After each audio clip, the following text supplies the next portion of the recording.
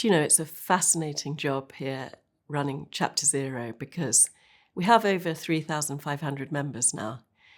And when the geopolitical situation changed at the beginning of the year, I remember standing up in one of our McKinsey sessions and reading the room. There was so much uncertainty. And in fact, many were saying sustainability is dead. We thought that all of the progress that we'd made around climate was looking like it was moving backwards. Then came a phase with our members thinking and talking about the narrative changing. I always thought it missed the point. I mean, what people meant was we haven't slowed down.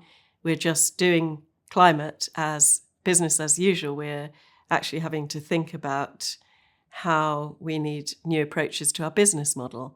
And it wasn't a special thing. Well, that was a good thing. And what's really surprised me, and I'm feeling so optimistic as we approach the end of this year, is that, if anything, Chapter Zero and our members are speeding up. They're wanting more. They're in execution mode. What we're talking about with our chairs and our directors is culture and operations. So it's happening, and I'm feeling more heartened than I ever would have expected. So with ever-increasing geopolitical uncertainty and so much other sources of change and uncertainty in the world, it may be more difficult to maintain that focus on taking action on climate. But in practice, I think that many companies are pushing ahead, recognising that the broader stakeholders, so their customers, their employees, their investors, the communities they operate in, are still taking action on climate very seriously and looking for these companies to take action. I think those companies that are doing this well are those that have set sustainability very clearly as part of the corporate strategy, the core strategy for the business, so not as something that sits alongside it. And then, as with any other strategic imperative, the board will spend time exploring the dimensions, agreeing, for example, are there areas where they would be prepared to be a first mover? What amount of innovation risk will they take? Are there capabilities that they need to develop? And so on. So they really create the whole framework that they're looking at sustainability as part of the strategy. Then they will prioritise where they're going to focus their efforts, set plans, and drive and monitor execution.